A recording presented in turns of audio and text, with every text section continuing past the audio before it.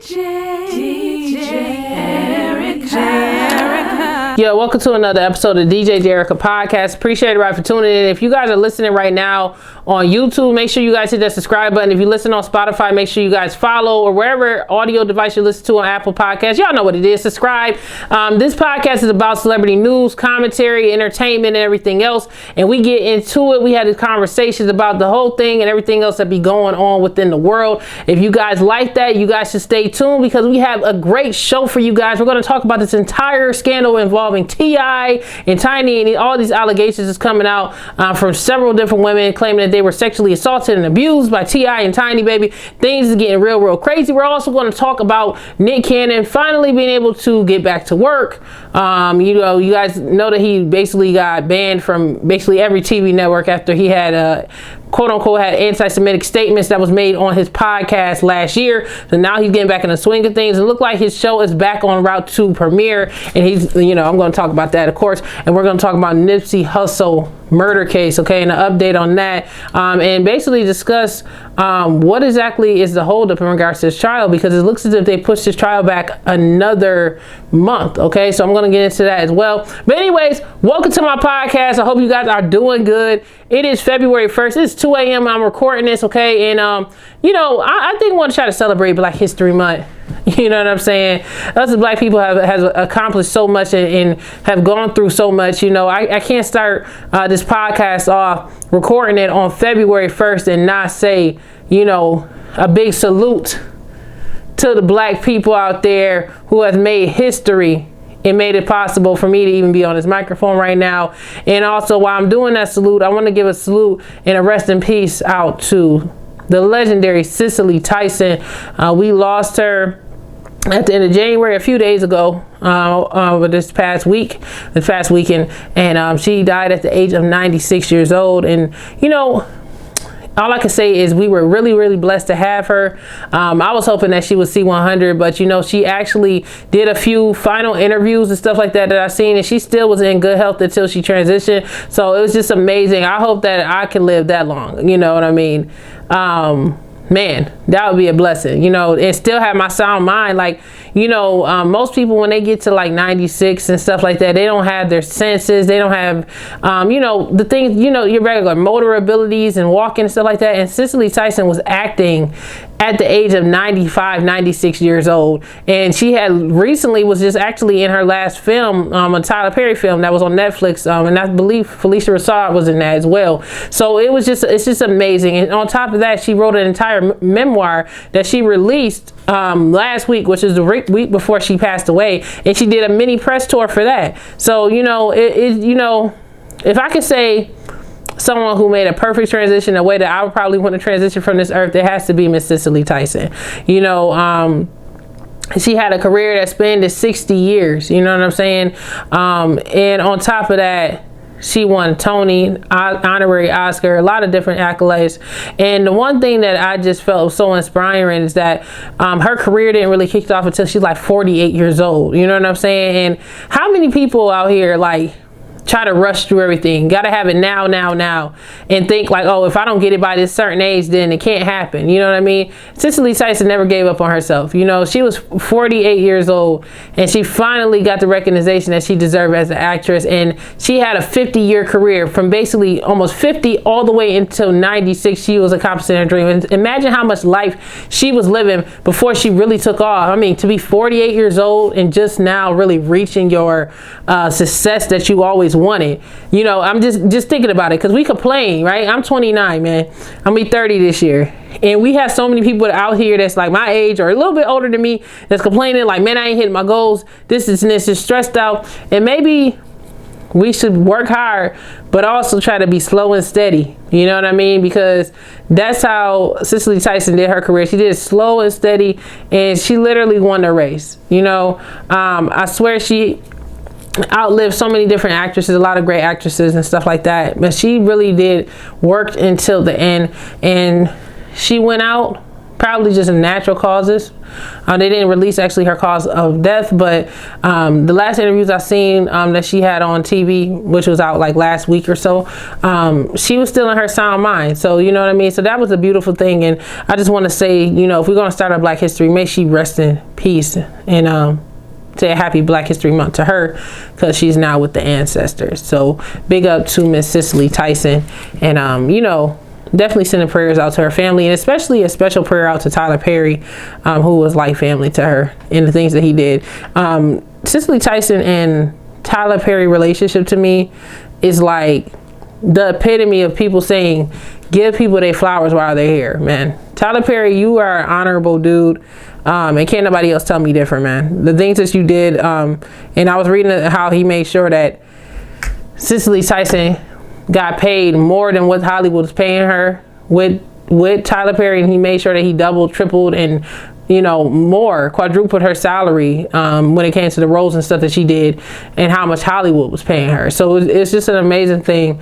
And you know, only you know, most of us can hope that we would have somebody that's caring as a friend like Tyler Perry in old age, that really just care, you know what I mean, don't want nothing from it, just a genuine relationship. So that was a beautiful relationship. And like I said, rest in peace, Cicely Tyson. Now let's get into these other topics, because there's a lot of scandalous things that's been going on, and we're going to tread lightly in regards to this situation. We're going to get to the point. We're going to tread lightly still, because we got to read about these crazy allegations that is being put upon Tiny and T.I. Now, I started to hear about this rumor in regards to T.I. and Tiny allegedly having some type of sex trafficking thing, you want to call it. I'm not, you know, having girls for hire to allegedly, I'm saying these are all allegations, y'all. I don't want to say allegedly a million times, but y'all know I'm saying these are all allegations.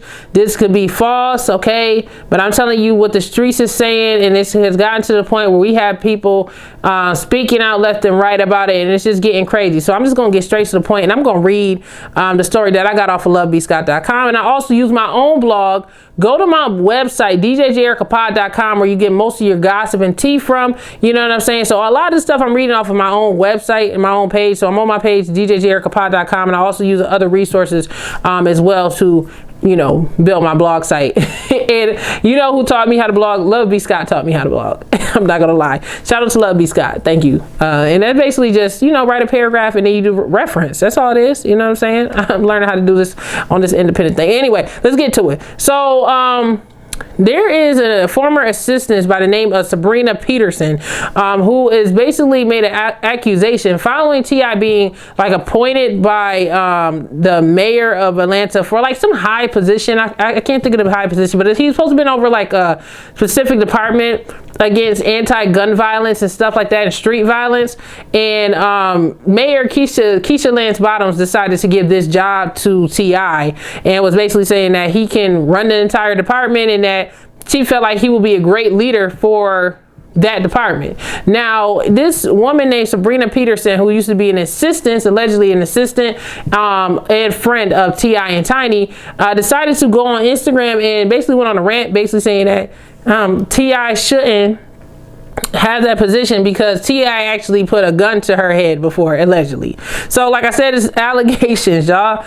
Let me read it to you, okay? From the sources, it says, after she accused T.I. of putting a gun to her head earlier this week, okay, she made that accusation online.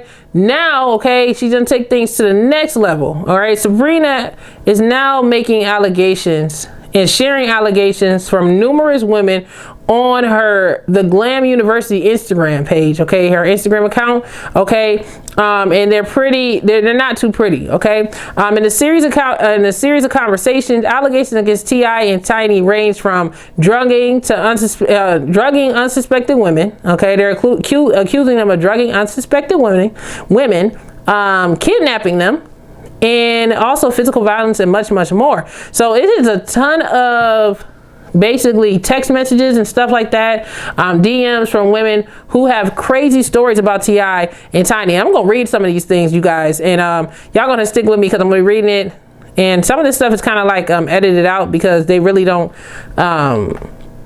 want it to be like, you know, they try to cross out people's names and stuff on this stuff, I guess, to protect people's privacy. But I got a ton of text messages, so I'm going to read it to them.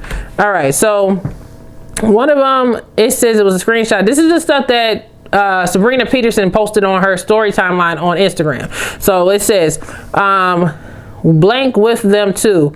They were gonna cancel my plane ticket if I didn't do Molly. And Tiny allegedly, I'm gonna keep saying allegedly, y'all know what it is, but I'm gonna keep reading. And Tiny was the one that always called me, so she's the ringleader. She's a worse abuser than Tip. I also woke up one morning next to their friend they travel with. I don't have a memory of it, but I was naked on my back, and when I put my head up, I was between his friend and the friend's wife. So they passed me off to them at some point in the night. And oh, I have seen Tiny do coke and take Molly. She's worse. She's the worst one out of the two, if you ask me. I hope they get into legal trouble. And then there's a text message of her replying back saying, that's crazy. You said that, excuse me, it says, that's crazy. You said that because that's the basis of the documentary. So many men that are abusers and manipulators, but none ever have female co-conspirator. So basically, it's basically her Sabrina having private conversation with these women who they know is going to, these posts are going to be public once they're released. But this is an allegation. Here's another allegation. Okay, I'm going to read more. They're saying, thank you. This is another alleged victim. This person says, thank you for giving me strength. Okay, I was born in Jamaica, grew up in Brooklyn, East New York in 2006. I was 23. My cousin was blank years old. Bought a mansion in Atlanta. I was supposed to move in with her, but I did not. In 2011, I was 28 and decided it's time to move. I moved to Atlanta with my cousin. My cousin just so happened that Tiny and T.I. live a couple of houses over back. Then I was known as blank, working name, which is my working name, is an escort or stripper. Because some of these women, a lot of these women are escorts or strippers. So I just want to clarify that as well. In 2013, or escorts or former strippers, whatever, former escorts. When I was 30, I met T.I. He invited me to a party with him and his wife for payment. We sniffed and had a good time. And then me and T.I. seemed to be enjoying each other's company. Tiny got jealous, hit me, and told me I was disrespecting her because T.I. was enjoying me too much. When I defended myself against her, T.I. jumped up and punched me in the face. Okay, choked me out. When I threatened to tell because I was young, stupid, I told too much of my business. It was used against me. I was told if you tell B, we know people. So basically, they're basically trying to say that they threatened her life. It continues. Okay, I was told if you tell B, we know people, and whoever in your family, we will be deported because I had no papers. So basically, she was saying she was an immigrant. She said she was at the time, she was an immigrant. After that, she returned to her cousin's house, packed her shit, left Atlanta, never spoke to her cousin again because she was afraid to tell anyone, and came back to New York and changed her life, and just pretended it never happened. Who's gonna believe me? This is what she says. That I had a threesome with Tiny and T.I. It was too high, got jealous and attacked me. And when I defended myself, T.I. jumped up and helped her and attacked me. Then I was threatened to the point where I was in fear and left Atlanta, never to look back. P.S. My cousin still lived near there. So it's just like, listen, that was only message number 2, and I'm already like, baby, this is a whole lot to take in, okay? Because we can just go down these lists of receipts, child. Lord, I need a sip. It's a whole lot going on, okay? It's a whole lot going on in T.I. and Tiny's house, okay? Here's another one. I'm gonna read another one, and I'm gonna really get into the everything, including Shekinah Joe blowing up their spot and basically saying that this woman Miss Peterson is a liar and that she actually was helping to recruit girls to bring over to T.I. and Tiny. Now, Lord, okay, she was over there trying to defend these two, going on Twitter or whatever, Instagram, going on Instagram Live, running her mouth, and she allegedly snitched on the people, okay? Now, let me read this one more. I'm going to read one more. It's a ton of them. If you want to read all of them, go to DJJAYERICAPOD.com and y'all can read the rest of them because it's too much. And really, we trying to get this going and get into the discussion of this scandal because it's so much to unfold here. It says, hi. This is the other one. Hi, I'm scared to speak my truth. I met them at 20. Was kind of flattered when they wanted me, but it was Tiny who sent someone to me. They had so many drugs, I took it like a jackass. They wouldn't stop. I witnessed her have sex with other celebrities, men and women, all ages. I watched him beat her. They threw money to keep you quiet after he's through with you. She wants him to herself. I'm convinced she does not like to have sex with him. With him, everybody around thinks it's normal. The porn, the sex toys, drugs, alcohol, underage. I've literally warned young girls to turn and run before they even enter the devil. Is definitely enter the devil. Some of this stuff got typos, okay? Because these are just people just sending her DMs, okay? What is it? Enter the devil is definitely present in those orgies, and the goal is to suck the innocent out of you. To see him so protective over his daughter sickens me because he will destroy. I left never being the same. My connection with God allowed me to escape and stay aware no matter how high I got. No matter how high I got, it hundreds of us. Disgusting. Now, there's some typos in that, but yeah. So, I mean, that's some more stuff. And that's about 3 of them, but I'm telling you it's about 10. And it's been like 30 women who's come forward since this entire situation started with Miss Peterson. Now, after she came out and made these allegations, Shekinah Joe, who is like the best friend of Tiny, decided to try to speak out, okay? And I guess she wanted to try to tell everybody that Tiny was innocent, and of course T.I. was innocent and they weren't into any of this. But she accidentally just spilled some tea, basically saying that not only was his alleged victim, okay, that made this allegation, and Sabrina, I gotta remember her name. Sabrina basically was a recruit. She was saying that Sabrina wasn't innocent and that she was helping Tiny to recruit girls. Okay, now this is the most craziest thing, and honestly, it's like wait a minute. Now she's trying to defend him and say that T.I. and Tiny is innocent, but all in the same breath, she just said that Sabrina Peterson was helping to recruit girls to allegedly bring to T.I. and Tiny. So the internet at this point is just like, the F? Now you supposed to be defending them, but yet you just basically snitched on them. So now everybody's trying to figure out like, what is the real deal and what is going on and what in the freak, you know what I mean? And honestly, listen, I done heard some things myself. It's been known before this even came out. I've heard things from other people that I know that lives out there allegedly telling me these things. And you know, I just thought, you know, maybe they're just freaky. It's whatever. That's what happens sometimes. I mean, it's whatever. But now they're taking this step further, because now it's getting to the point where you're thinking this is sex trafficking, because allegedly the women that they pick up, they're underage and they're sex workers. But now you're talking about being basically sexually assaulted and abused. And, you know, I feel like oftentimes when it comes to women that are sex workers or, you know, strippers and stuff like that, I guess since it's considered a grading job, people don't feel like you're supposed to respect those type of women.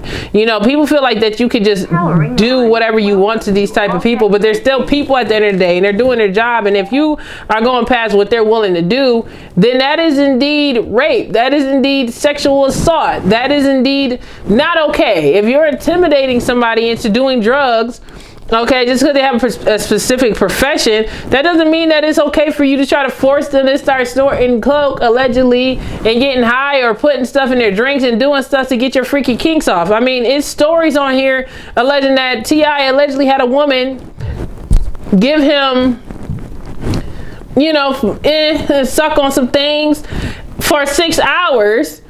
And so and then while he was high, allegedly off of coke or whatever drugs that he was on, and this woman had to go to the ER because she had literally had some issues going on. Then there was another woman who came out allegedly and made allegations saying that she was basically raped. She woke up and her anus and her you know, front part, her lady parts was hurting, and it felt like it was that she was ran through.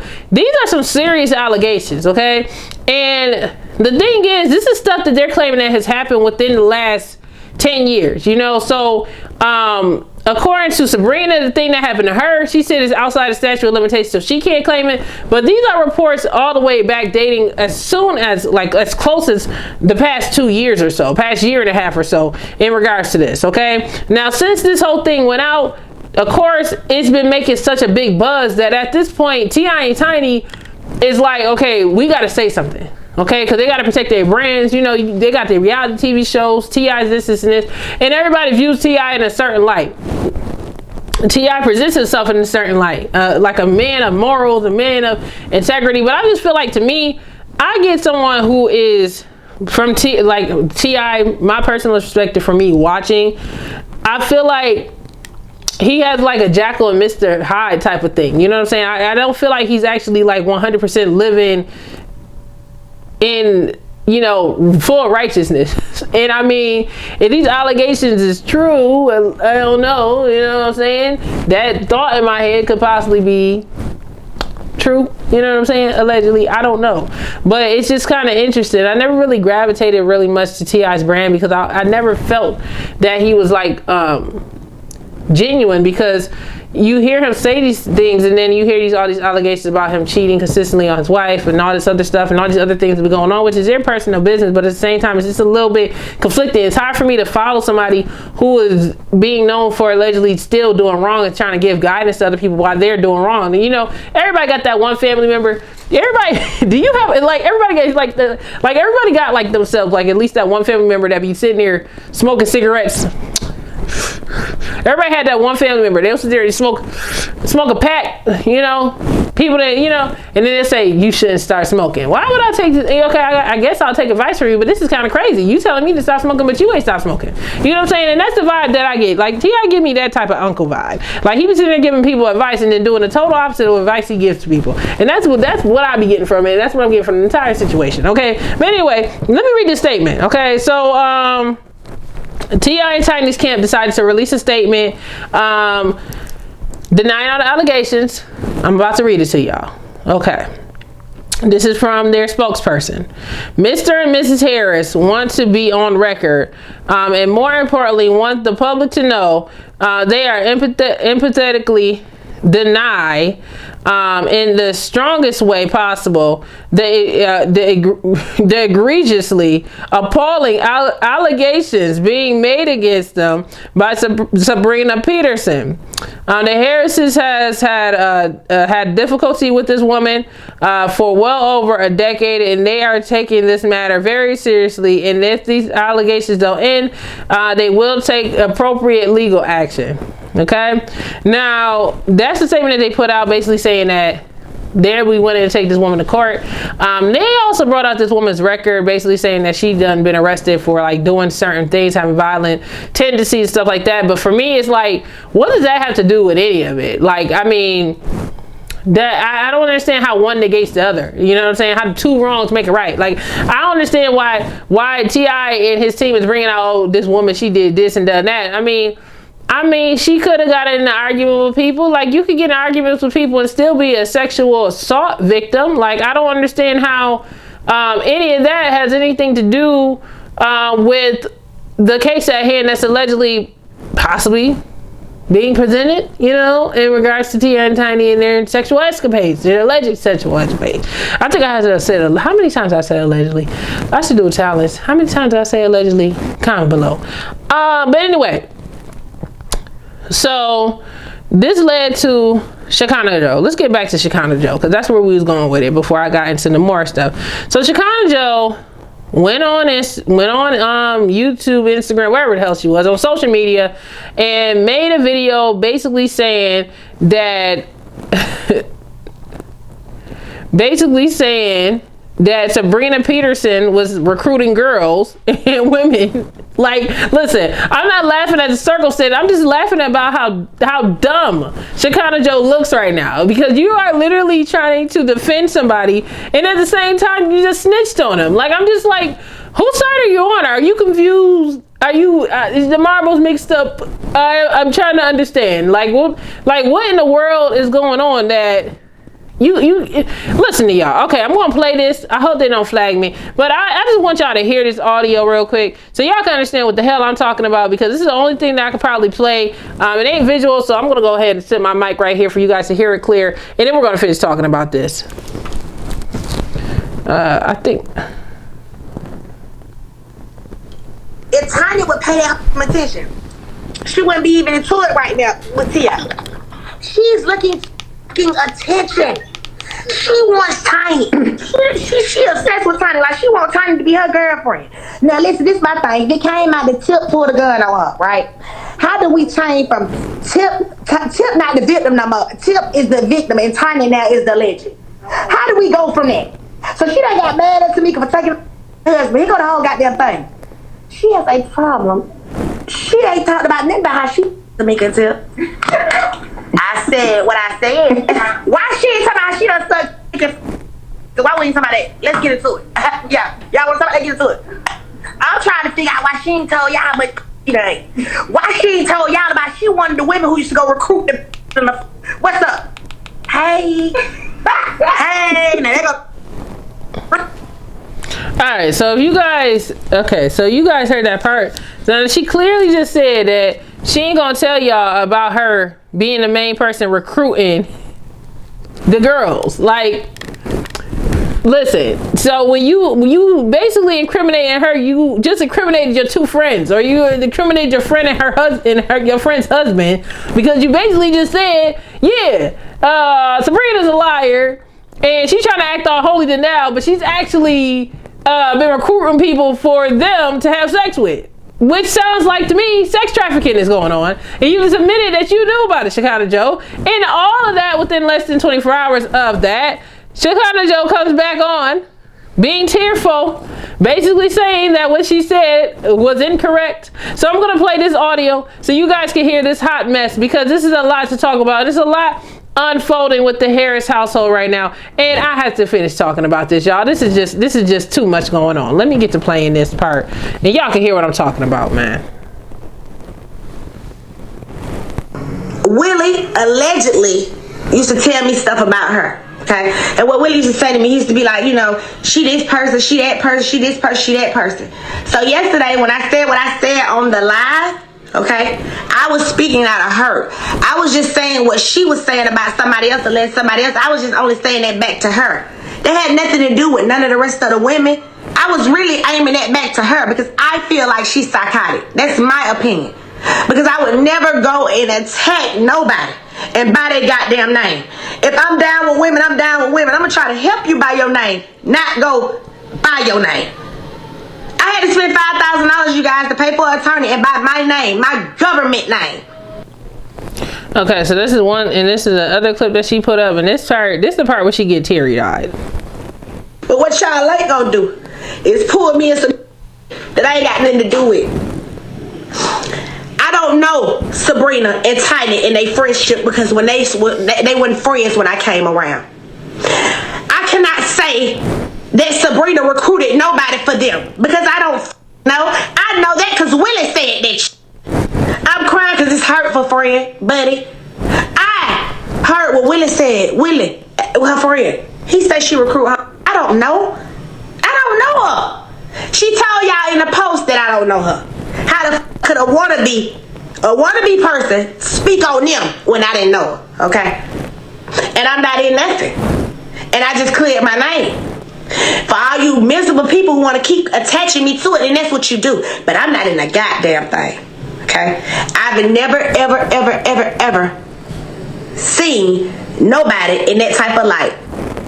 All right, so then you go, she's recanting her statement, and now, you know, because, yo, she's about to get her whole entire friends all locked up, okay? Because she done went out there thinking she was helping, but she actually hurt it. Now, this thing, and I'm telling you guys are like, damn, is this whole podcast going to be based about, listen, all right, sometimes podcasts are long. This could possibly be another 2-hour podcast. I don't know, because it's just so much scandal, and this one thing is taking a half an hour to unfold, y'all. But now, okay, after all of that, T.I. decided to go on Instagram and put out a video basically discussing the entire situation. Now I'm not about to play the whole 8-minute clip. If you guys want to see it, go to my website, DJJAYERICAPOD.com. I actually throw the link down there for y'all to go to my website, and just right there, and you guys can find the post and his full video that he's kept on Instagram, shockingly enough, because usually when celebrities do stuff like that, they have it up for 24 hours and they take it down. But I guess since his reputation is online, T.I. decided to just keep it up. So basically, what he was saying, and what I took from the video of him basically addressing the whole scandal that's going on, T.I. basically saying, like, you know, we do stuff in our bedroom, and I mean, I don't want y'all in my bedroom, and I'm sure you don't want me in your bedroom. So that's giving me the vibes that, yeah, he definitely into some kinky stuff, but he's basically trying to say that the stuff that he was doing was not the same as sex trafficking. So I kind of got from the video that, yes, T.I. admits that he and Tiny are kinky people. But that doesn't mean that they are sex traffickers, and they're not trafficking any girls, and they're not drugging any girls, and basically trying to find some type of cool in the middle of all this crazy nonsense and nasty, freaky stuff. Listen, it's just too much going on. Okay, now my question is, okay, and this is the thing, there's been 30 women that's come forward, and when 30 women come forward, some of them definitely are lying. But this is just something that's going to be a reality. A good portion of them are going to be lying. Probably, I would say maybe 5, possibly 10. But another 20 might actually be telling the truth here. And my thing is when it comes to like open relationships, I mean, a lot of people celebrate open relationships like it's just the best thing ever to have extra people running in and out of your house and into your bed and in and out your bed and stuff like that. And for me, you know, I personally feel like this is a prime example why you should not just have anybody and everybody, allegedly, and once it's all allegations, this is why you shouldn't have everybody and anybody running in and out of your bed. Now, if you can't be faithful, you might as well just stay single. But obviously, this is not ending well right now for T.I. and Tiny. This is not looking good at all for neither one of them, you know. And there's no way that all of these women are lying. And the fact that T.I. was basically saying that, you know, I do stuff in my bedroom, and you don't know what's going on in your bedroom. Look, that's kind of like an admission to guilt for me. But it's not. Maybe he didn't view what he was doing as sex trafficking, but technically it was, or whatever, you know, sexual abuse or assault. You know, but when you high and on drugs like that, you don't even know what you're doing. So it's like a totally different demon in you. You know, if these allegations are true, you know what I'm saying? So with this whole situation, I feel like this might end up being another R. Kelly situation, man. You know, if it's enough evidence and stuff like that. Y'all tell me what y'all think. Do y'all think that they might actually deal with some legal issues and stuff like that because of this whole ordeal? Because it's definitely starting to get really, really crazy, and it's starting to really pick up steam at this point. And he's trying to die it down, but it looks like Sabrina is not getting her foot off his neck. You know what I'm saying? Now, the thing that to me, I think what kind of discredit her is the fact that she has had a record of doing certain things to people, lying and stuff like that. But for me, I just feel like one doesn't negate the other. You know what I mean? it's just astonishing to me that all of these women came out with the same stories, and all of the stories sound the same from various different women across the world, that these people were doing Molly and cocaine, supposedly. And they were trying to have sex all night, and they were smacking and fighting and being roughhousing these women. I don't feel like that's a coincidence. Okay, so we just gonna see how all of this unfold. Okay, and listen, but like I said before, this is the reason why I don't do threesomes. This is why I don't believe in like having a bunch of people running in and out of my bed, all these other things. This is why you shouldn't, just in general. Like, I mean, people gonna do whatever they want, and whatever you do is your business, but you got to think about the ramifications of doing things like this when you just can't settle for the partner that you have, and you need to have your partner in the entire city too. Like, it's just like, these are the things that may happen. You might get Bill Cosby, you might get R. Kelly, you might have a lot of things that might happen to you if this is the type of life that you want to live. Okay, and now this has turned into a big old blowout, and now all the stuff that T.I. has built as a multimillionaire, as an honorable person in Atlanta, his entire brand is on the line just because of this sexual escapade that him and his wife, and them, the continued sexual escapade, allegedly him and his wife continue to partake in. Now, I'm not here to judge. I'm just saying that all the things that can be ruined when you have things like this going on, sexual addiction, whatever, not being able to control yourself, feeling the need to just want to be a part of everything and have everybody a part of you. These are the things that happen. So y'all tell me what y'all think about that whole situation. Y'all tell me if y'all really think that T.I. and Tiny was trafficking young women, or if y'all feel like these are all just a bunch of allegations. Y'all tell me what y'all think for sure. And make sure you guys comment below. If you guys haven't already, hit that subscribe button. And we're going to continue on to the next topic that's on hand. And we're going to discuss Wendy Williams' movie, because baby, that movie was off the chain. Let's get into it. Let's talk about this Wendy Williams movie, man. Oh my goodness. That movie was definitely good. Better than what I thought it was going to be. You guys, you know I don't like Lifetime. I told y'all I feel like they cast the total opposite, but Wendy Williams was on point with the casting. The actress that they hired looked like had the likeliness of Wendy Williams. She did pretty decent with the voice. And she worked hard on that accent. You know what I'm saying? Trying to get that New Jersey accent. I got to give it to her. The actor they picked for Kevin Hunter, good, really good lookalike.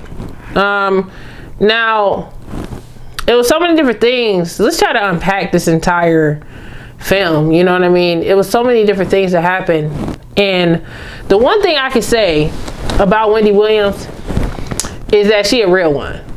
And when I say she a real one, she wasn't afraid to show her drug habit, man. Listen, how many people y'all know that's out there right now talking about celebrities? Right? Talking stuff about them. Oh, this person's a cokehead. This person's a hoe. This, and this. Right? But they, behind the closed doors, they're doing the exact same thing. Right? But then when it comes out, they want to act like they don't know what's going on. They want to act like they living their life like the Disney Channel. They don't know anything about drugs. They don't know about all this other shit. Right? And they don't want people talking about their business. You know? And Wendy Williams was like that at first when things started to get exposed. But by the end of this whole thing, I had to give her a salute, because really she owned her shit. You know what I'm saying? She was always honest about her having a cocaine problem and her doing drugs and stuff like that. But in this film, she kept it 100, and she did not make herself look like Charlie's Angels. Like, she ain't make herself look like the Virgin Mary. You know what I'm saying? A lot of times when it comes to like these biopics of films, when someone is doing their own biopic like 100% without much input, they try to make themselves look like the perfect angel. And in this film, the thing that I liked about it is Wendy Williams didn't do that. Wendy Williams literally had a relationship with cocaine. When I tell you, it was like literally through the whole movie she was doing it. Smoke. I mean, she brought out the crack pipe, and I said, well, I thought you was just snorting, but you done brought out the damn crack pipe around this motherfucker. Listen, the fact that she was able to operate and build a multi-million-dollar media platform and still be doing coke the entire time, and you know, I'm just like, wow. That's the first thing that I can say about that. And that is not me saying go ahead, you know, go and do drugs, because no, I wouldn't say don't do drugs. You know, drugs ain't good for you. But I can say it's damn well impressive that she was able to do all those drugs and still be able to build a multimedia empire. Because most people, they overdose, they forget, they lose track of what they're doing. But Wendy Williams was focused, okay? She wanted to be the best, and she put her best into it. Now, the things that was good, you know, was seeing her upbringing. And it was kind of sad, you know what I'm saying? Because it looked like, you know, her parents was very strict on her when it came to her weight. You know, she's like 9'11", somewhere on there. I guess how old she was on that.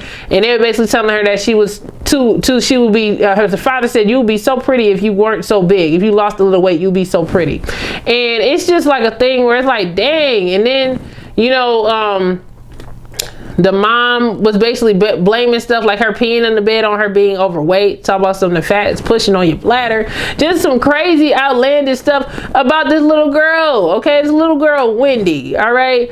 And then it was a part that bothered me also in the childhood segment of the movie, where she was doing musical chairs and she ran in circles and she sat on the chair and the chair broke, and then they left and the mom kind of scolded her for being overweight. It was just embarrassing. Yo, it was just crazy. Okay, then basically we kind of like see a little bit of a scene, but then they skip all the way to her with her first radio job, and basically that's the part where she starts to like, she wasn't really liked at that radio station. Like they had her there, but they didn't treat her too well.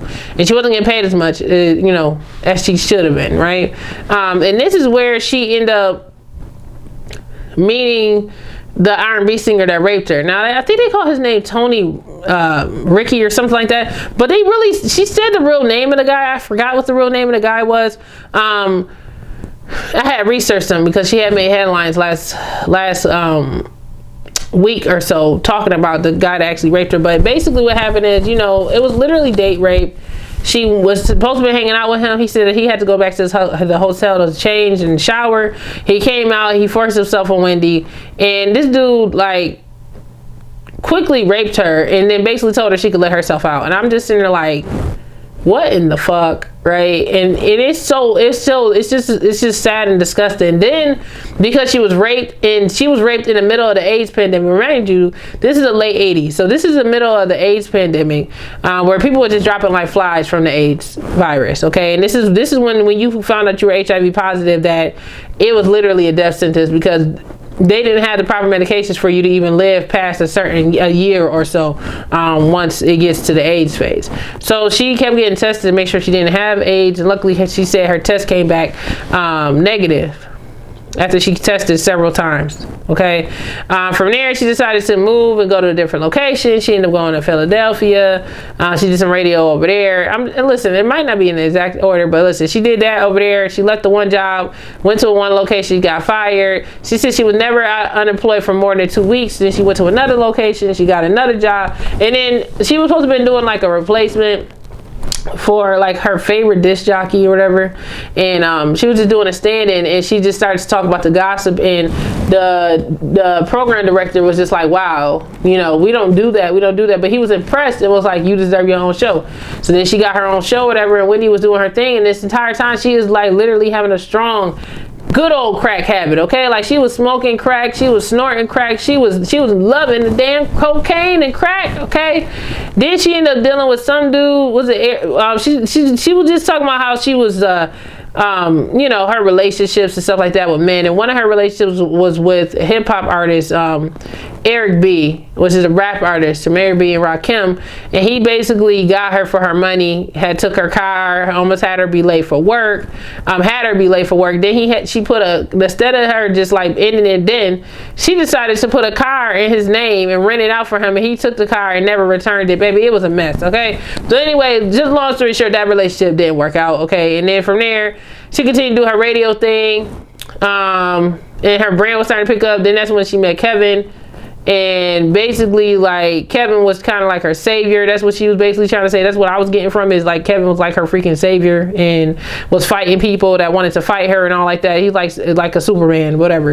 And then you know, we get this one scene that just was like crazy because she was talking about Total, right? And one of the scenes was talking about how the girl's Total was broke. Like, she went in the bathroom, was snorting coke, and then one of the girls in there was like, "Hey, aren't you Wendy Williams, the radio host?" And she said, "Yeah." She said, "Well, I got a story about Total, and Total is broke right now. This and this and this." So then she put out the story about Puff Daddy not paying Total and them being broke, and I guess that rubbed them the wrong way because then we skip and we see a scene where Total was outside her office trying to fight her, and then Kevin comes out and starts swatting people up. Okay, so let's just fast forward to the because her and Kevin get together, whatever. They're not married. Before they got married, she had like 3 miscarriages. They felt like it was a curse. So then they got married, and then she got pregnant again. She had a stillbirth after that. And then that's when the doctor told her that she couldn't carry kids because she had a narrow cervix. So her cervix wasn't strong enough to carry a child. So she would have to be a bed rest.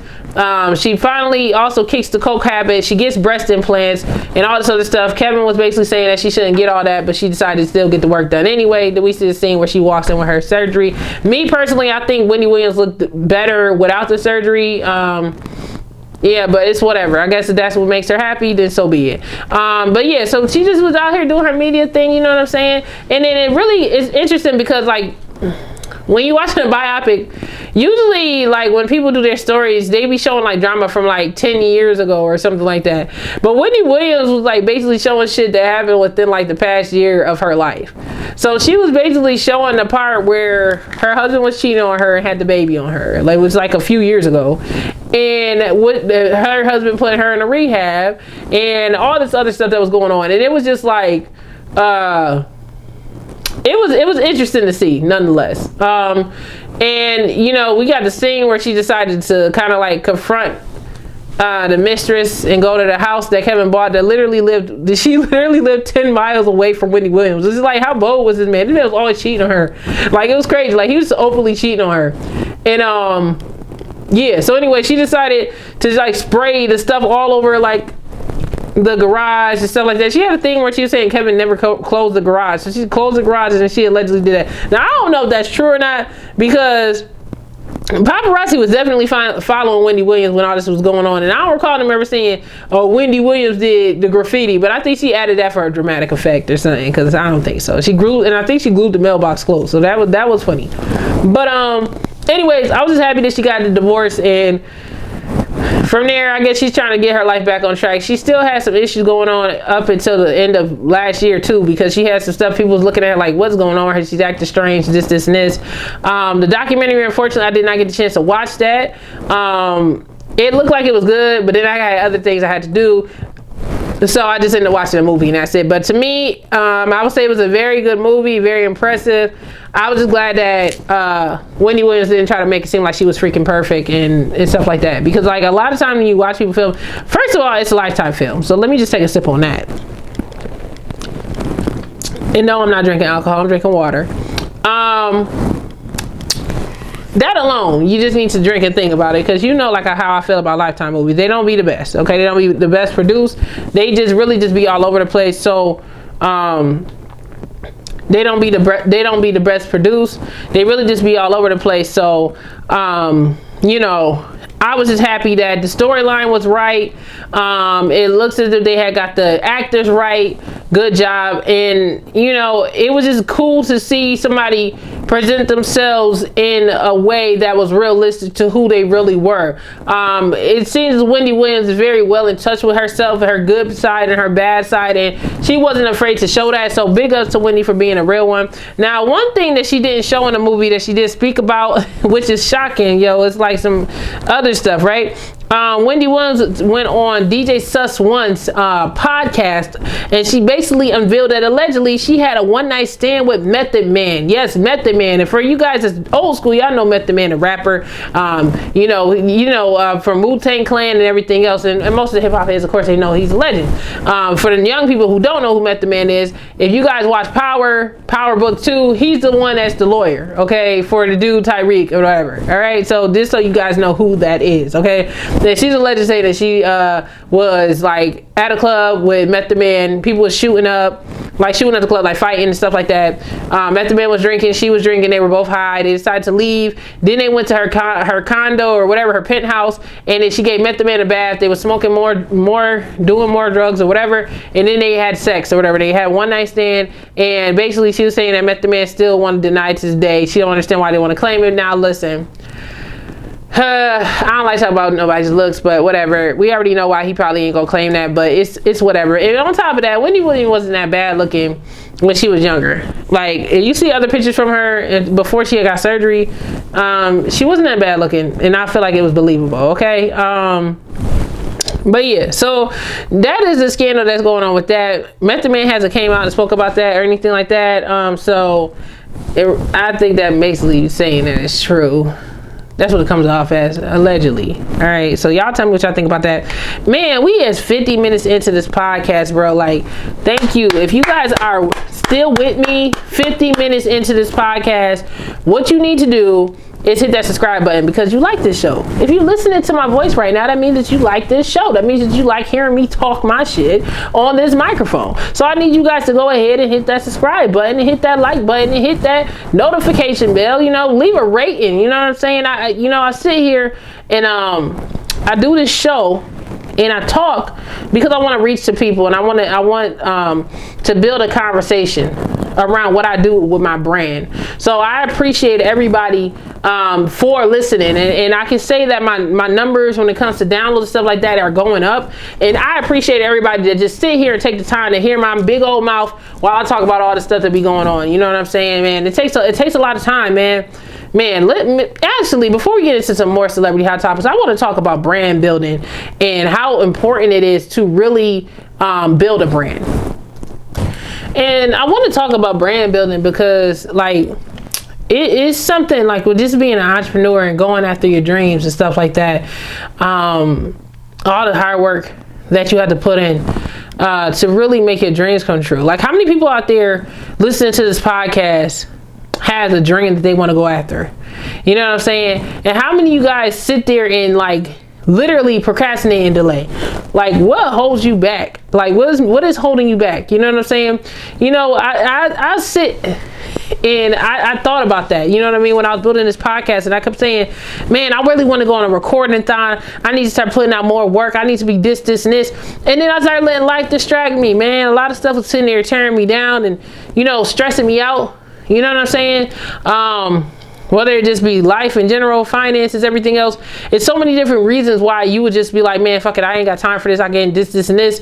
But, you know, anybody that's listening to this right now, I hope that you hearing me going after my dream, which is this podcasting and media brand dream, inspires you guys. I filed my paperwork, and like I said before, DJJAYERICA LLC is up in the house. I own my name. I'm CEO of my own media brand right now, you guys, and it feels good. You know, take the money and invest it into yourself. You know what I'm saying? Learn how to really create a brand and a business from this, because whatever your gift is, God will find a way for you, and the universe and God will find a way for you to be able to live off it. You don't get gifts for no reason.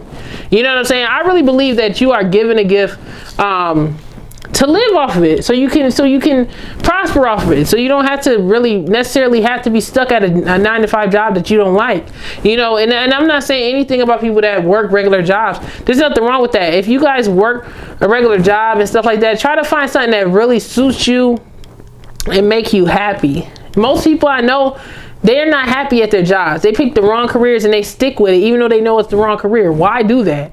You know what I'm saying? And for the people out there, let me talk to y'all. This is specifically for people that's out here building brand, that's entrepreneurs, okay? This is for me bringing you guys in for a minute. You know what I'm saying? You know, sometimes you want to quit when you're building a brand. Sometimes you don't be sure whether you can do it. But I'm telling y'all right now, if you woke up this morning, if you woke up tonight, if you alive right now listening to this, you can do it. All right. It takes a lot of time getting these videos done, doing this production. I do everything. The audio, the visuals, the promotion, the blogging. But it's so much great when it comes to just working for yourself and figuring out a way to build revenue by yourself, and I'm just getting started with this. I'm just starting to make my revenue and stuff like that, really, because I'm really focusing on myself. But I'm telling y'all, man, you just gotta go hard for at least a year and a half or something. Just go hard, man. You gotta go hard if you really trying to get some shit off the ground, or you're gonna stay in the same predicament. Don't become complacent. Don't become comfortable. You know what I'm saying? Because when you become comfortable, that's like one of the biggest signs that you're starting to give up on your dreams, man. You know what I'm saying? I'm up here recording. It's almost 3 a.m, y'all. If that ain't dedication, I don't know what is. I'm dedicated to having one of the dopest podcasts out there as a female, just in general. Forget the female part. Me just having one of the top podcasts in the world, because I'm dope. You know what I'm saying? And when I say that I'm dope, that's not me being conceited. That's not me that's me being confident in myself. And a lot of the times, people out there, y'all don't ever want to have confidence in yourself and the work that y'all do, man. Y'all got to start having confidence. Start speaking life into yourself. You know what I'm saying? But yeah, man, brand building is not a game, man. I've been up trying to produce this show, editing. I just put out a 2-hour show. I'm recording. I'm on hour number 2 on this show. You know what I'm saying? It takes a lot of time, man. You just got to put in time, dedication. Make sure you have continuity and keep posting, man. And like I said before, you might have times where you don't get the amount of people viewing that you want, but that don't mean you give up. You keep going, because you're inspiring people. I have one video, got like 30 views. Then I had another video get 30,000 views. It just depends on what people want to see. You know what I'm saying? So it's pretty cool. You know what I mean? I just want to celebrate the fact that I actually got my paperwork, and that's what I'm talking about, brand building. It takes a lot of time, y'all. But anyway, let's get back into the celebrity commentary. I didn't want to just go nose dive into a totally different subject, but I wanted to just talk about that little tidbit of the importance of brand building and really just not giving up on yourself, because you only got one life to live, man. So go after what you want. And with that being said, make sure you guys go to my website and support my brand on all social media at the DJ J Erica Podcast, at DJ J Erica, and it's DJJAYERICAPOD.com for all your celebrity news and commentary. And make sure you stream this podcast on Apple Podcasts and Spotify. On Spotify and Apple Podcasts. Anyway, y'all, so it looks like Nick Cannon is getting a second chance with his career. Now, you guys remember Nick Cannon was basically in a lot of trouble because he basically made a ton of anti-Semitic statements on his podcast several months ago. This was in the summertime. I want to say it was June of last year. And he had Professor Griff from Public Enemy on his show, and they had said some things, and things were said, and boom, next thing you know, Wild 'N Out is canceled. Viacom basically cancels Nick Cannon, fires him because of the statements that he made. Everything just comes crashing down. People are just talking about a new season of Wild 'N Out coming out, not no more. People have lost their jobs, all because Nick Cannon basically came out and made some anti-Semitic statements. Now, according to a variety of reports via, of course, go to DJJAYERICAPOD.com for this story too. Shout out to the Source Complex, you know what I'm saying? Basically, Nick Cannon's daytime talk show will be moving forward with plans to launch this coming fall. It was actually canceled temporarily after the entire thing, but it looks like he's back on it. Okay, he said it's been a long time dream of mine to host my own daytime talk show, and that I'm able to do this in New York City, bringing daytime television back to the place that has fostered generations of talent is very special to me, said Cannon.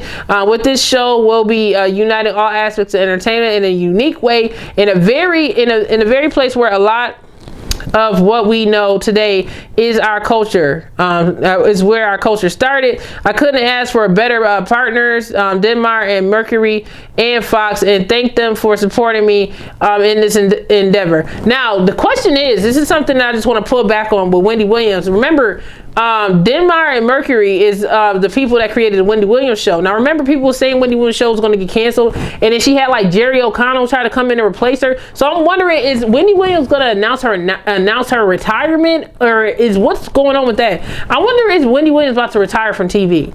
Because it's been a rough couple of years for her, and I think her show got extended until 2022. So I don't know. But yeah, so it's interesting that he said that that's the production company behind it, because I'm trying to figure out, like, are they going to add them, or are they going to remove Wendy Williams off TV and have Nick Cannon replace him? But it's going to be interesting because, I mean, you know, Nick Cannon definitely can get the ratings for sure. Wild 'N Out was lasts for a very long time, down near 20 years when it comes to that. But it's going to be a totally different flavor if Wendy Williams decides to step down from her chair. It's not going to be the same, you know what I mean? Nick Cannon is a bit nicer. You know what I'm saying? He's nicer to celebrities because he's a celebrity. So I don't think he's gonna gossip and be as hard on the people as someone like Wendy Williams is. Like, Wendy Williams is literally the gossip girl, you know what I'm saying? So it's just like, will I be able to watch Nick Cannon do a talk show and he not gonna be really going as hard with tea as Wendy Williams do, you know what I'm saying? But we just gonna see, you know what I'm saying? We'll see how that come together. But anyways, back to the story. So yeah, like I said before, Nick Cannon was set to have his show come out in the fall of 2020, but Lionsgate, Denmark Mercury announced that it was being postponed after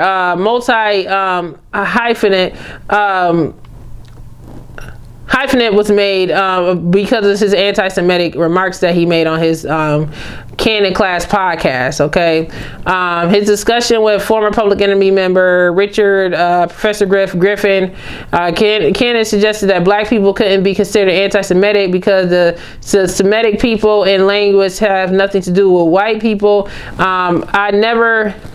It's never hate speech. You cannot be anti-Semitic when we are the Semitic people. That's what Nick Cannon said on his show. This is the reason why he got canceled. Then he said, when we are the same people who they want to be, that's our birthright. Nick Cannon comments came across as if he was dismissing white Jewish experiences and the idea that they could also encounter anti-Semitism. All right, so and then of course they cut ties. So basically it's just reiterate everything I told you about that. So will y'all be tuning into Nick Cannon new show that's supposed to be coming out? Yeah, I don't know if I'm gonna be watching it. I don't know. We'll see. I probably won't be, because I don't even watch TV like that. Like, how many people still watch TV? Like, I don't even watch TV like that. Like, I really don't. Like, I barely watch TV anymore. Like, it just don't do it for me like it used to. Like, TV it's just not the same. Like, but we'll see. And then in other news, we got Nipsey Hussle situation going on right now. Of course, everybody knows Nipsey Hussle, the rapper. It's been nearly 2 years since he was gunned down and killed outside his Marathon clothing store in Los Angeles. And unfortunately, he was shot several times and killed. And the alleged killer, Eric Holder, his name is, basically the trial's been pushed back again, and they said that this is the third time they pushed it back. They said they pushed the trial back until February 24th because the previous judge presiding over the case has now gone into retirement. So this has made it so now Nipsey Hussle's killer is going to have to wait another 20 some odd days, a month or so, before he can actually be brought up on for this trial. Now, you know, this is a lot, and you know, I hope that they get it resolved soon. Because, you know, Nipsey Hussle deserves justice. His family deserves justice and closure. And I feel like the longer that they take to do it, it's going to make it harder and for the family to find complete closure, because they're not sure whether this person is going to be convicted or not for the murder, which is clearly, to me, it's like an open and shut case, but it depends on what type of lawyer Nipsey Hussle has. I mean, this Nipsey Hussle's killer, Eric Holder, has. So if he has a good lawyer, I don't know, anything can happen. You know what I'm saying? So I know this has got to be a lot on the family right now, and it's just unfortunate that they did this to Nipsey Hussle. Interesting story. I'm a part of Fleet DJs, and we actually had the opportunity to interview him and speak on the phone with him, and he was such a cool dude. Like, he really was one of those genuine people who was about their brand and really about people being successful around them. Nipsey Hussle was really a real one. So it was great to be able to be like on a conference call just talking about his music.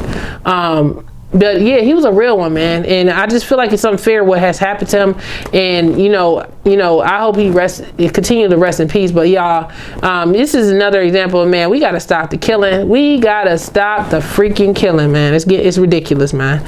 Okay, so this other thing in world news for a second, we got this young lady who got slammed by the cops. Okay, she got slammed to the ground by the cops in Florida, and basically right now she is suing the police department because she's 16 years old. She got into a fight. One of the police officers decided to break the fight up, and they slammed this young woman by the name of Taylor Bricey to the ground, making her crack her skull or something like that, because, well, I mean, she suffered, I don't know if her skull was cracked, but she suffered serious bad head damage, and basically she has headaches, she has loss of memory, you know what I mean, she's dealing with a lot of different side effects sustaining from it. And basically this video went viral, and it was showing an officer from Florida, was it Osceola? Osceola, so I think it's Osceola, Florida. It says that they are investigating into what happened. As you can see in the video, they basically slammed this young lady to the ground. Of course, I'm not going to play it on here, but if you guys go to lovebscott.com, you guys can see the clip right there. But yeah, so basically right now she has an attorney, and her mom has an attorney, and they plan on suing the socks off of these people. And honestly, I'm okay with it. I'm here for it. I ain't gonna lie. It's just like, dude, like, you could have broke the fight up. According to the mother, she was basically saying that her daughter wasn't in a physical fight. She actually was like having a conversation, like an argumentative vocal argument conversation back and forth with another woman. They didn't actually get down and dirty and start fighting each other and like throwing down. It just happened to be what it was. You know what I'm saying? So, like I said, she's supposed to be taking him to court, suing for all of the pain and suffering that she's experiences. And basically, it looks like she's going to be represented by Ben Crump Law, which is a PLLC. So, you know, we're going to see what's going to happen. Once again, this is another example of police brutality on a black person. This was a black young woman who was given excessive force. She was only 16 years old. And honestly, the power of man is like, I mean, all he had to do was just pick her up, you know, or move her. He didn't have to slam her to the ground. He already had enough power. He automatically had the control because he's a police officer. You know what I'm saying? So it's just like, it just shows excessive force and how sometimes they do excessive force on, often do excessive force on black people, no matter how old they are. And also, that's not me saying, oh, you know, what she did was right. I'm not saying that, but I'm also saying that there's force and then there's excessive force. And this is a 16-year-old little girl having a, you know, an argument with a friend or whatever. You could have just literally carried her away, or you know what I mean, you ain't had to crack her skull. Okay, so hopefully she recovers from that, man. But yeah, so what else been going on, y'all? I think I went through all of the hot topics today, man. So we're gonna get to right into the next part of this podcast, man, and get to talking about some more other subjects, man. Make sure you guys hit that subscribe button once again. Let's get through hour number 2 of this bad boy. Yeah, so let's talk about my music playlist, y'all. You know, this is a part that I like to implement onto the show, where I basically talk about certain songs that I have on my playlist, both new and old school, just new stuff that just came out recently that you guys should possibly want to download. I'm more so into the R&B, you know what I'm saying? So I got a couple of songs I feel like you guys should definitely check out that's just been released.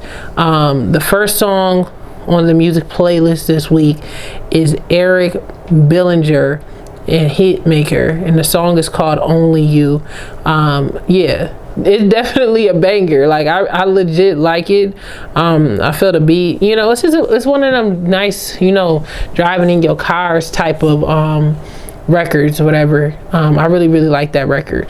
It's R&B, you know, but it's a bumping type of feel to it. I really like it. He just released it on Friday, so I want to see how far this record actually goes, you know what I mean? How many views when I went on there, it said that He was at 12,000 views on YouTube. So yeah, man, that definitely is a dope record. If you guys have heard the song, if you guys listen to the song or come back, tell me what y'all think of that song, and do y'all think that it's a dope record?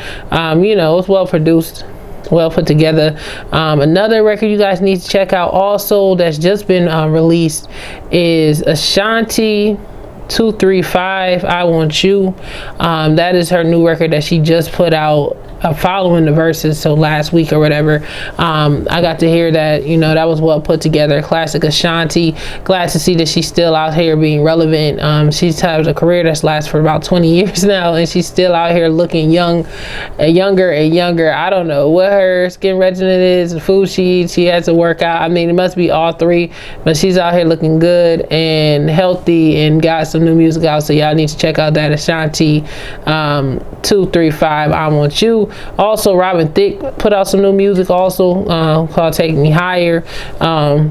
Just released this past week or whatever. Man, it seems like I haven't heard much music from Robin Thicke in a while. Because remember Robin Thicke had a scandal going on with the whole what song was that he had sampled Marvin Gaye, and then his estate sued him. Yeah, that was crazy. But yeah, so Robin Thicke got some new music out. Usually Robin Thicke got some good music, so y'all should check that out too. And then I'm going to talk about my throwback play songs, songs that I've been having on rotation lately, songs that I enjoy to listen to. The song I had picked selected here is Donnell Jones, I'm Gonna Be. And I love that song. Like, it's just, Donnell Jones, I'm Gonna Be is like, it's like a breath of fresh air to me. And I feel like a lot of his records, also the other song is You Know That I Love You, That Ain't Gonna Change. I really like that song. But my week started off with me putting on, or my weekend ended with me playing I'm Gonna Be. Playing it all out through the whole weekend or whatever, y'all. It's just like, it's just one of those timeless records, you know what I'm saying? It just makes you feel good. Like, I miss that. I miss that good R&B music. Like, you know what I mean? And don't get it twisted. We have a lot of R&B artists coming out with some great music, but it's something about that neo soul and the R&B era of the 90s and the early 2000s that just does something. You know what I mean? It's just timeless and classic. You know what I mean? I want to know what y'all have on y'all playlist. You know what I mean? Usually I used to do, what I used to do? Like, I used to do the top 10 songs of the week, and I don't know why I stopped. Maybe I can implement that more often, just to shake things up on the podcast or whatever, and talk about my top playlist songs of the week. I think y'all might like that. Y'all tell me if y'all would like that, whatever, and maybe I can put that in there and make that happen or whatever. But I was just trying to add stuff to the podcast, man, like section to section. But I don't know if I should start doing stuff like relationship advice or but yeah, I don't know if I should start doing stuff like for relationship advice or anything like that for y'all. I just want to add more stuff to the actual show, but we have a special guest that's going to be on this upcoming episode. It's an independent artist. His name is Scientific, and he's going to be on the show as well, so you guys got to look out for that interview as well. So we got a lot of great things on his way. Outside of that, I think I'm all talked out. I'm trying to look and make sure that no more other crazy stuff has happened. You know what? Also, I want to talk about one more thing also, in regards to record sales. And since we're talking about music and we're talking about people and I was talking about R&B, but I'm talking about just music in general, the music industry. I couldn't help but notice that Megan Thee Stallion was celebrating her single Good News going gold, and I'm very happy for her. I'm happy that she, got her plaque or whatever, but it kind of like bothered me a little bit because I feel like her like, why is she only going gold, y'all? Like, what is going on? Like, you know what? Let's talk about fake fans, because I just gotta say this real quick. I noticed that a lot of people and fans out there, like, you go on people's Instagram pages and they have like 20, like Megan Thee Stallion has 20 million followers on Instagram. Why the hell is she gold right now? Why is she not 10 times platinum? Like, yo, y'all fans suck, okay? I mean, I'm not talking about my fans, because y'all listening, y'all don't suck, whatever. But I'm talking about like music fans. Y'all really be sucking, because y'all really be hyping these artists up about their music, and oh yeah, y'all go on their Instagram post, and Instagram post got 2 million likes and shit like that, and then they barely going fucking platinum. Like, dude, like, what's up with that? Like, why is it that Megan Thee Stallion only sold 500,000 copies when I go on her page and she get 2 million, 1 million likes? Like, y'all, none of y'all download all these people liking her pictures, and can't none of y'all press the download button? Can't none of y'all press the streaming button? I mean, all the streams come from YouTube. I don't know how are they measuring people's record sales anymore? You know what I mean? I don't know. Maybe gold is more than 500,000 copies, or maybe 1 million copies is not considered gold. I have no idea. But if my numbers is correct, the last time I had checked, going gold means you sold 500,000 copies. Why did this woman got 20 million followers and only sold 500,000 copies of a single? It's confusing to me. And that's what I be saying about fake fans. Like, people, they be sitting there saying, oh yeah, we love her, we support her, she's Megan, oh my god, hot girl Meg, this and this. But it's like, it's not reflecting in the sales. And I feel like it's not just things that happen to Megan, it happens to a lot of artists. Like, people say that they support you, and that's just life in general. Like, people say that they support you, and then when it comes to like opening that wallet or swiping that credit card, you know what I'm saying, and doing that quick stream for like $1.99, $10, whatever, all of a sudden people just disappear. They don't really support you. You know what I'm saying? They don't really support you. You know what I'm saying? So with Megan Thee Stallion situation, I feel like it's similar to a lot of people out there and musicians out there who have a huge fan base, but their record sales don't reflect that. And then it makes you wonder, like, are these fans real? Did they kind of bot up the channel and popularity? I mean, everybody knows who these people are at this point, but it makes you wonder, do they like add a little bit, or maybe her fans just suck? I mean, I know they ain't buy her. I know everybody's buying her music.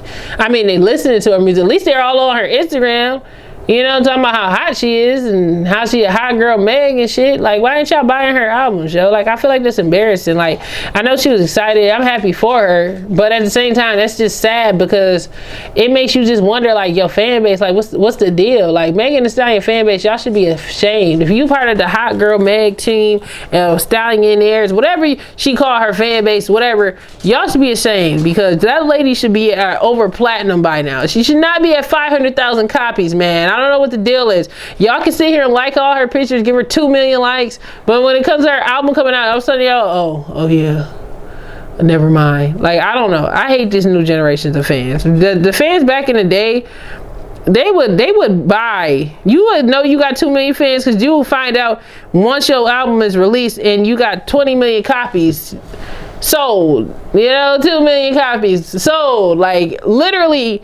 And these are hard copies. People getting off their asses. They didn't have cars and shit. Some of them wasn't driving nothing. They get off their asses just to go to a record store and buy a record. And they're selling 20 million copies, 10 million copies in like a year. You know what I'm saying? But these days, all you got to do is literally press a button and press download. And you guys can't even seem to do that right. Instead of y'all just downloading the song so the artist can get paid fully, you guys be so lazy and just press the stream. Like, I wonder, do you know the difference between the stream and the downloads? You don't get paid that much money for these streams out here, man. I seen this dude's video and he's like talking about he had got 1 million streams and it only equated to like a few $1,000s. Like, pure trash. You understand me? Trash. It's hard out here being a music artist. It really is. Like, I be just sitting there like, dude, I don't know how. Like, that's why I always try to tell artists, like, it's really about your brand. Like, try to sell clothes, try to sell anything that's associated with your brand and merchandise, turn it into a product outside of it being music. Because, I mean, Spotify is out here ripping people off. These checks and YouTube, everybody, a lot of these streaming platforms are ripping artists off. I feel like they deserve a raise. Like they should at least get $1 per fucking, per stream or something. Like they're literally giving people 2 cents per stream. You get 2 million streams and you thinking your life is about to change. I mean, this is kind of like how the record labels ripped off the artists back in the day, man. They probably still rip people off, but you know what I mean? It's just like, what the hell? Like, what's the deal with that? Like, you know, like, I mean, even me sometimes with the ads and stuff I run, I'll be sitting there like, that's all y'all gonna give me? But I'm just like, shit, I'll take it, you know what I'm saying? But I'm realizing that, I mean, you know, artists aren't getting paid crap, okay? Because like, a YouTuber with 2 million views and his video is monetized, they could get themselves a nice ass house or something. It's not major, like how they be Google and YouTube jumping out them checks. You understand me? They be dropping out them checks. You know what I'm saying? But Spotify just be over there just giving like a little penny here, a little dot there, a little. It's not really making much of a difference for the artist. So it's just kind of. That's why I be wondering like where these artists be getting their money from. Of course, I know it's mostly from touring, but I wonder how a lot of them are surviving because these streams ain't the business. I know a lot of people getting dried the hell up, and that's why they're risking their lives. Let's talk about the City Girls real quick. They're causing all this controversy because they were recently out in Miami and they had this big ass party, and like literally, it was like 1,000 and some odd people out there. It looked like it was 1,000, at least 1,000 people up in the building. Everybody's close next to each other. They're screaming. And you know, it's causing an issue because it's like, these girls are out here risking their lives and stuff, like putting everybody around them at risk. They're being reckless, like really reckless and dangerous, man. And it's like, they're acting like the whole situation, you know, this whole COVID-19 stuff is just don't exist anymore. It's like, it's people that desperate that they like, I mean, here it is. Here's this article. It's from Complex, y'all. Let me read this shit real quick. Let me tell y'all, man, because it's like, man, I know a lot of artists is at the point where they're just fed up. They can't survive without performing, right? Because clearly y'all be on Instagram liking their pictures up, but y'all don't be buying nothing, right? So they gotta go back on tour because y'all fake fanning. Y'all sitting there saying y'all fans, but y'all don't be buying their music. But anywho, so now they out here risking their lives, their fans' lives, going on to turn it up, party up. I can play a little bit of the audio for y'all, but like I said before, y'all, I don't do video clips on here no more because YouTube ain't taking my money. I gotta get my checks while I can out here. But let me play this real quick. Oh, that's the wrong one. Hold on. I gotta, damn, I got some technical difficulties. Let me just see if I can bring up the story over here on my tablet that's actually connected to the damn speaker, so then I can play it for you guys. But yeah, so I mean, the City Girls out here risking it all. There was a post on here from a woman. What was her name? Her name was Shanita Humbert. I think that's how you pronounce her name. And she basically said, this morning I found out my cousin died of COVID. Please hold your condolences and instead use your platform to help push against venues like this and the artists who seem to care so little about people dying of COVID-19. We can't normalize any of this. So this woman is upset. You know, she has a family member that died from COVID. You know what I mean? Look, like one of my dearest friends is suffering from COVID right now. And if you see this, Dwayne, I love you. And I hope you get better soon, man. So this shit is real, y'all. It's getting closer and closer to home out here. So this shit is not a game. I don't know why everybody think it's this, but you know, I don't know how much more. And plus, he's talking about this thing is mutating. Y'all, this is gonna be like Bird Box real soon, y'all. I'm so serious. All right, let me click this real quick, and y'all gonna hear all the commotion of this party, and y'all can understand how many people is up in here. Like, I'm not gonna show the clip like I said, but I'm gonna play it. Play it. Oh, come on. I tried to play the clip, but then I realized that it was some music playing. And they ain't about to, I think it was only 6 seconds, so I should be good, but I'm still gonna cut that part out because I gotta get my money. They ain't about to be flagging my shit, talking about some, we heard you play 1.56 seconds of the City Girls. No. But anyway, I feel like they're being trifling, bro. Like why would you even move forward and have an event like that? You know what I mean? Knowing that we're still in the middle of COVID-19. And I mean, it's like wall-to-wall people, hands all in each other's faces, breathing, coughing all over each other. Yo, it's like, I don't know if the generation just think they're freaking invincible. This generation made me feel like I'm not a part of the. See, I'm 29, so I'm still in the 20-something club. And on behalf of all the 20-something year olds, I apologize for the stupidness of the people in my generation, like for real, because I mean, shit, like, I don't get what they're going to see. That's why I have to turn 30 this year, because I don't be with none of the stuff these 20-something year olds be doing these days, for real, for real. I'm definitely exiting out of the phase of 20-somethings. You know what I'm saying? But anywho, how many y'all been out here being reckless, going to parties and stuff still? Why are these people risking their lives? Like, people just don't even care. They just like, man, F it. Just go ahead and give me the COVID. I'm just gonna, like, it's not a game. You know what I'm saying? It's not a game. That's all I can say about that whole situation.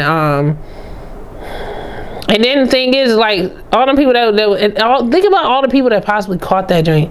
Like, but it's like desperate times, desperate measures at this point. Like, how long can these people really survive without, like, making an income, especially when you're an artist? Like I said, it's already hard out here, man. Most artists are broke, man. They be famous and they don't be having much money because, they can't tour no more. And on top of that, streaming, you gonna get 1 million streams and get $10 and shit. Like, it's just a ripoff. The music industry be ripping people off. Listen. Anyway, I was talking about brand building earlier, but I didn't really go into vague details because I ain't really want to deter off of the hot topics I was talking about. But back to the importance of brand building, because I already told you, like, the struggle it is. Sometimes it's just hard to build a brand. Sometimes you just want to quit. But what I was trying to say about brand building, where I was trying to go with it, before I didn't want to take it off subject, but I feel like people got to understand, when you're a music artist, and this is just advice for music artists out there, is that you shouldn't just focus on your music. You should also focus on a brand. And you need to, like, literally, if you guys are trying to survive as an artist, you really, like, trying to survive, you gotta, like, literally have a full brand. And I'm talking about, you can't just be trying to sell your music online and stuff. You know what I'm saying? You gotta start selling clothes.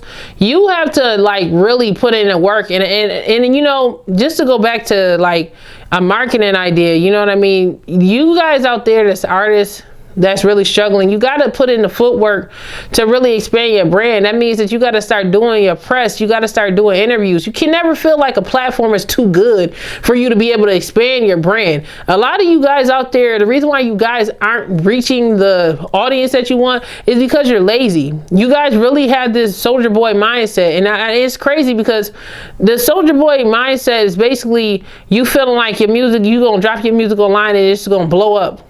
And that's not where we're at anymore. That was like 15, damn near 20 years ago, okay? That same recipe ain't gonna work no more. What you have to do now is literally work. Take it back to the grassroots and network your material, network yourself, and also don't feel like you're too good to get on the platform. Don't feel like, oh, because it's only got a X amount of followers, I'm not going to go on there. Let me tell you something. For the most part, and I'm going to tell you with my podcast, right? All of my episodes that I have on my podcast, they stay up. You know what I'm saying? Most of my podcasts that I do, like I said before, they stay up. So, I mean, even on my podcast, it might not be at 20,000 views in a video that day. Who's to say in a year it might not hit that? You can still use that publicity, because when you do that, you build relationships with people. So you go on somebody's platform and it's not the biggest, and you still going to take your time to do the interview. You're still going to give them, the best that you have during the interview. They're going to remember that. So when their platform gets bigger, they're not going to be hitting you over the head for like $500 to be featured on the show. They're going to probably do it for free, because they're going to be like, yo, this person really believed in a craft. This person believed in the brand. I'm going to this, and this. You don't have to pay for promotion. I'm going to support you. I'm going to let you come on my show. But a lot of these people out here, you guys are so, like, I don't know. I can say, like, self-centered, and y'all just think y'all too good to do things. And it's like, you're not going to expand your brand if you're not working and you're not meeting people and you're not consulting and getting to know people. You know what I'm saying? So it's very important for you guys to try to actually network. Try to get to know people. The best thing I can say to really growing a brand is really growing your brand. You can't expect your brand to just be a success overnight and you're not booking and networking with people.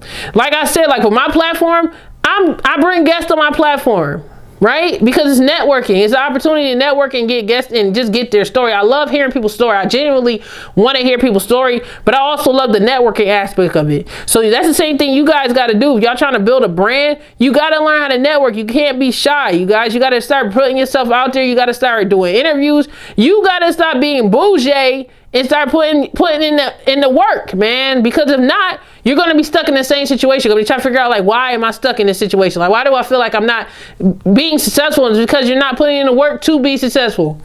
You know what I'm saying? Success literally doesn't happen overnight. That's why I'm telling you right now, it is 4:40 in the morning and I'm recording this podcast right now.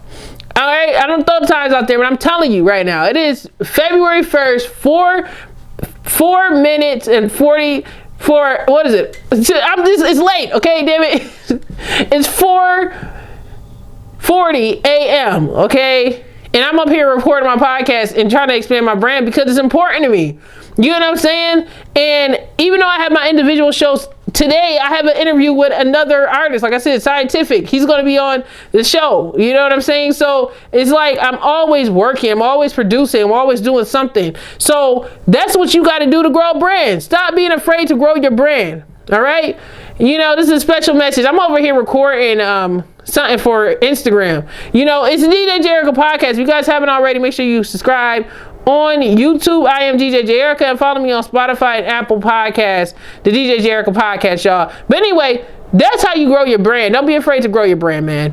But don't be afraid to grow your brand. Like, you really just got to put in the footwork, and you got to start talking to people. You got to start, you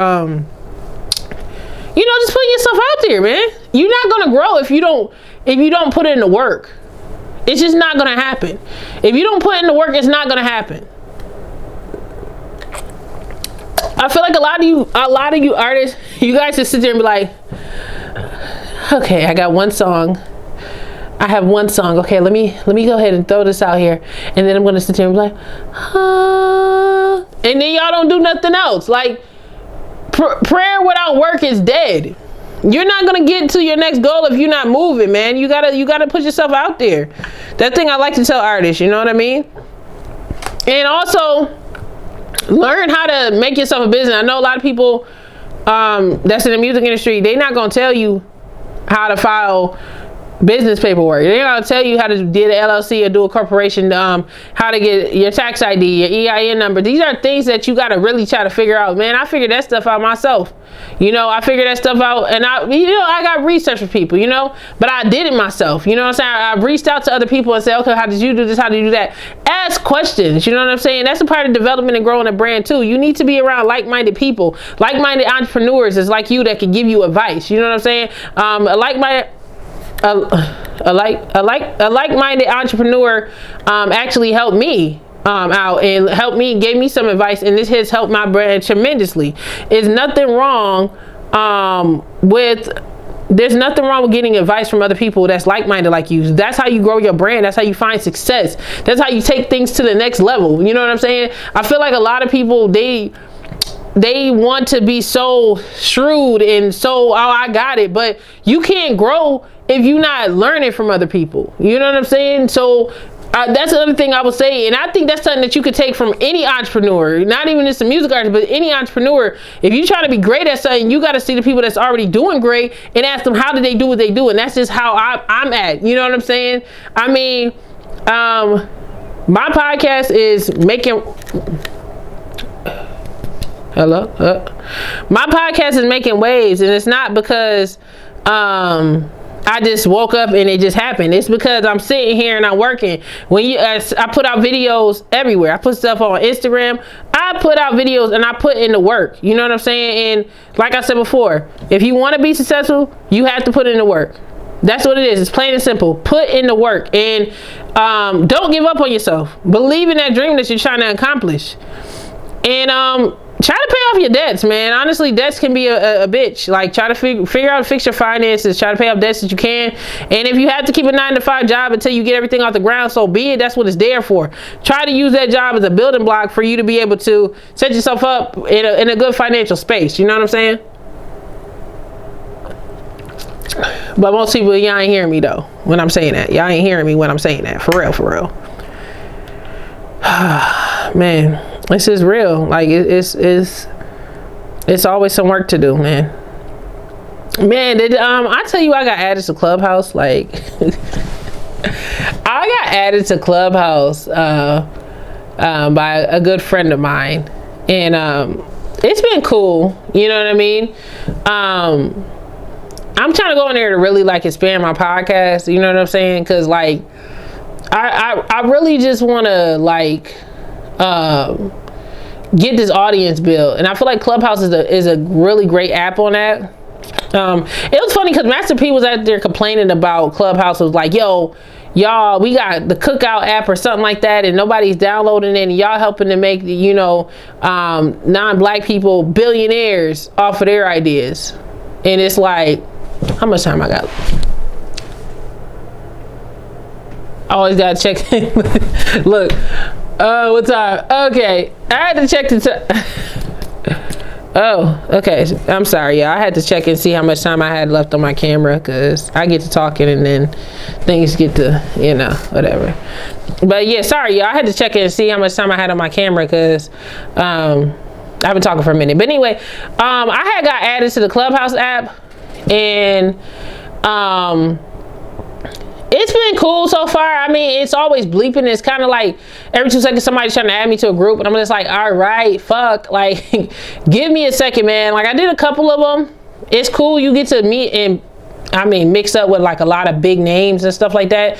But what I would say, if you're going to be in Clubhouse, make sure you got your brand and your shit together, because like people be doing presentations and stuff like that, and you be presenting stuff that might be business ideas, and you just want to make sure your shit is like on ink and on paper. You know what I'm saying? I just don't like, I like Clubhouse to network and tell people about my podcast, but I could not tell them like what my business proposal is and stuff like that, because I just don't want anybody stealing from me or nothing like that. I don't really trust people. I got trust issues. Did I tell you that? But yeah, anyway, Clubhouse is alright, yo. It's a cool app. If you guys are really trying to grow,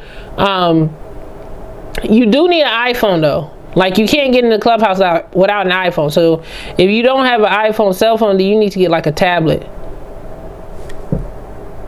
You need to get like a tablet or something like that. You know what I'm saying? But I got all three. I got a iPhone. I got a MacBook computer. Maybe I shouldn't be saying this on air. Like, people like, oh, you got what else she got? I don't think I should be saying that on air. Never mind. But anyway, y'all, so also, I had put together this dope ass like New Jack Swing mix, man, and I had put it on YouTube. And when I had my issue with YouTube, I had literally deleted it off of here, but I'm gonna try to get it up on Mixcloud, seeing that Mixcloud is like always taking my freaking money. Like, I got a whole 30-minute damn mix. Like, it's just, and it's fabulous. It really is, and I need to put it out there. I'm gonna be putting out more mixes too soon, y'all. And y'all should follow me on Mixcloud. I don't even remember what the hell my Mixcloud is, yo. I ain't been on Mixcloud in a long time, man. But I just, you know what? I got a complaint, and this is something I'm gonna say straight up like this. I feel like I get tired of being given the short end of the stick as a DJ, man. Like, seriously, like, it's like YouTube, I feel like they should have like a section where DJs can make mixes and make sure everybody get paid without it affecting a DJ's account. You know what I'm saying? Because we were actually helping these artists make money. If it's SoundScan or whatever, if it's copyright or whatever, YouTube could pay him. You know what I'm saying? Maybe YouTube don't want to pay them, but I mean, that's the main platform for most artists go to with music videos and everything else. So I wouldn't see why it would be a problem where they would allow us as DJs to mix up, and show our creativity, and the artists still get paid. You know what I'm saying? Like, we need something like that. And I know Mixcloud is supposed to be that, but to be honest with you, I don't feel like Mixcloud is like that popping like that, for it to be something that's going to be like life changing or really build a fan base like that. I mean, I could be wrong. I haven't been on there in a minute, but like when I did have one, I was really impressed with the traffic that I was receiving on there. You know what I mean? I'm still going to upload the shit to Mixcloud because it's the only place that's going to accept it. But I'm just saying, like, I feel like YouTube is more so more receptive to that. I might just make another channel. Listen, I got a second channel. I am DJ Jayerica. I got DJ Jayerica reactions because I'm gonna be doing reaction videos to like a lot of videos like Young Easy and all these other people eventually. But I might just make another channel also and put my mixes on there. No, I'm not gonna get paid for it, but I'm gonna put it up there and just do mixes and upload it that way without it affecting the channel that I have right now, because I really want to be able to get my mixes out there, my music as a DJ out there, you know what I'm saying, uninterrupted, you know. So hopefully Mixcloud will get their shit together and I'll be able to get that together, because truly I really need that. Like I need that excuse me, I said Mixcloud, YouTube, get their shit together and make that happen, because I need an outlet, you know what I mean. I just feel like I'm, you know, man, I want to get on some more radio stations. You know, the thing is that I stopped doing like a lot of radio stations because people don't want to pay you, man. It's like, I love mixing and I will create the hell out of some music at home and put it together, but I really just be wanting like something like a good solid contract, you know what I mean. And I really don't want to be feeling like I'm doing a bunch of work and putting out a bunch of mixes to stations, and it's like I don't feel like I'm gaining anything from it, you know what I mean. So that's why I just do my independent mixes and stuff like that. But hopefully as this podcast pick up in the business and stuff like that, and all that stuff is in order, I'll be able to add in the music element, because I see other podcasts and they be adding music on there, and honestly I don't even be wanting to risk it. I don't play music on my podcast, as you can see. Like, I have the guest on there and then I'll direct you like this is where their music is at, because I really don't want to deal with the copyright issues and none of that stuff that goes on, you know what I'm saying. So but yeah, so hopefully that all works out. But yeah, I mean, it really is. Sometimes it's hard, you know. I mean, I be wanting to groove and dance it up and everything else, but we can't do IG lives. We can't do definitely can't do Facebook Live. They flag you. Everything gets flagged, man. Like the internet, man. I'm nervous about how the internet gonna be in the next couple of years, man. Because I feel like they're doing so much censorship. It's just like, what can I freaking do? Like, what else? What can I do? Like, what am I allowed to do anymore? Like, it's like, I feel like it's always some censorship that's blocking us from being able to do things that we really want to do. You know what I mean? But damn, I've been talking for almost 2 hours, y'all. But no, I mean, I'm really enjoying just sitting here talking, man. Sometimes you just got to get on the microphone a bit about some stuff, man. Let me just check my time real quick. I probably got to switch the time for the camera. Hold on for you guys. Give me 1 second, guys. Yeah, that's my whole view on it and everything else. Like, it's just hard being a DJ. It really is. And I mean, like I said before, I be wanting to do that on my podcast. I really do. I be wanting to add that music and stuff like that, because I be thinking it's so dope when I be hearing podcasts and they be having the music playing and stuff like that. But it ain't worth it, because ain't nobody coming and taking anything from me. You know what I'm saying? It's just like, you played a little bit of No, I didn't. I did not play a little bit of nothing. No, I did not. Y'all didn't hear from me. Whatever. Y'all not coming in here flagging my shit. Like, listen. And you know they love, I mean, I noticed that the flagging has like completely gone up, like, because of this. So I think that a lot of these record labels are going so hard to find any penny that they have. Like, they be like, what? I heard a note. You know, shit, like, flag the hell out of it. You know what I'm saying? Like, goddamn, like, it's crazy. But anyway, 2021, February 1st, man. We got a long month ahead of us. February is Black History Month. I think I might be throwing in some Black History Month facts maybe on my next podcast or something like that. Just talking about all the amazing accomplishments that has been made by Black people. You know, we are a strong race. And I just, once again, I want to end this off with this podcast, just giving props to the ancestors and everything that they've done, you know, to make it even possible for me to do the things that I do. You know what I'm saying? Man, we still got a long way. We still got a long way to go. But I feel like hopefully in my lifetime I'll see some real change, you know what I'm saying? But overall, black people have accomplished so much after being oppressed for so long, most of our lives, being an oppressed group of people, man. Definitely we can't stop and we won't stop, you know what I'm saying? So big ups to black folks, man. This is our month and we got to celebrate it, you know what I'm saying? Take Black History Month and start learning about your history, you know, learn about the Black history facts, learn about people that you may have never heard of before, learn about the little things, not just the famous people, learn about the things that, you know, regular people did that was historic, you know what I'm saying? Like, that's the best part of Black History Month, you know what I'm saying? We might get the shortest month, but it's the most extraordinary month of the year, you know what I mean? So, you know, I'm really excited about it, you know what I mean? So I might have to, like I said, throw in some Black history facts. I might look at them. Maybe we can throw in a Black history quiz. But you know what? This ain't even a live show, so it's like, how can I have a quiz and there's like no one talking to me? Like, it's like, who am I going to talk to? Like, you tell me A, B, or C. Like, like, I don't know. I don't know. But yeah, I'm trying to listen, y'all. I'm trying to challenge myself and hit 2 hours on this podcast right now. Listen, it's like right now I'm at 1:45. Listen, I'm trying to get to 2 hours, man. I'm starting to run out of tape, to be honest with you. I just checked my thing and it said I only had like 12 minutes to talk on this particular segment. So it's like, oh shit, like I'm really pushing my camera right now, trying to reach that 2 hour mark, but I don't know if I'm gonna do it, man. I don't know. Look, but anyway, what else we got going on, man? What other news that happened that I forgot to mention? So, man, I think that's pretty much all of the. I mean, so much other things that be going on, but it's something I really don't care to talk about, man. Like, let's talk about more support, man. So I really just want to just talk more about this platform. Yeah, I've been working very, very hard to build this platform, and if you guys made it all the way this far, it's because you probably thoroughly enjoy hearing my voice and thoroughly enjoy me entertaining you.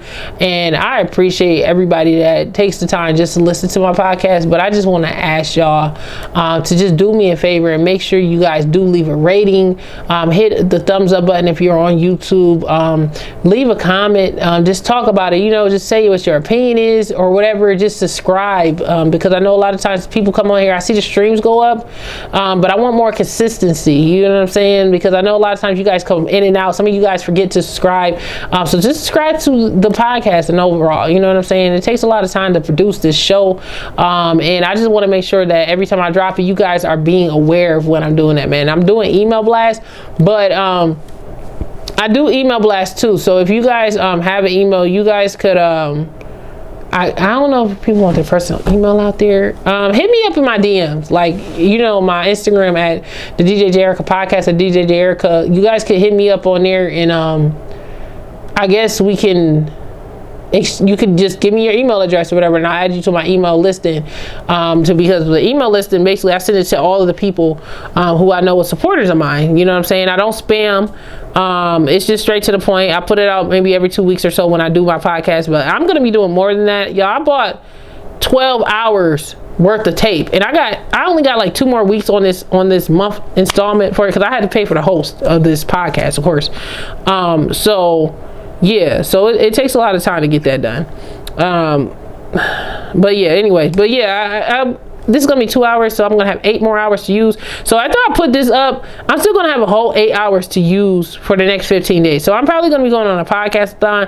It feel like more shit happens as soon as I drop something. More shit happens. So like, I'm just trying to really just trying to stay up to date with all of the news that's been happening, because if not, you're going to fall behind, you know what I'm saying? And I don't want to be having a dated ass podcast. Like, I just put my podcast up from Ashanti and the Verse to the visuals. I just put it up on YouTube like literally today or yesterday now, because it's 5 a.m. The new day on the 1st. But yeah, I'm going to definitely crash once I get off of here, man. But yeah, so it's just going to take some time, you know what I mean, to get it all together or whatever. I just need y'all support. Just share it, you know what I mean, and check it out or whatever. And also, I'm thinking like, how can I communicate more? Because like I put the email blast and stuff out. Also, other podcasters out there. I'm looking to collaborate with other podcasters. I think I already did that. But you know, I just want people to know that I'm freaking genuine about it, because I don't know, people just get scared when you say that. So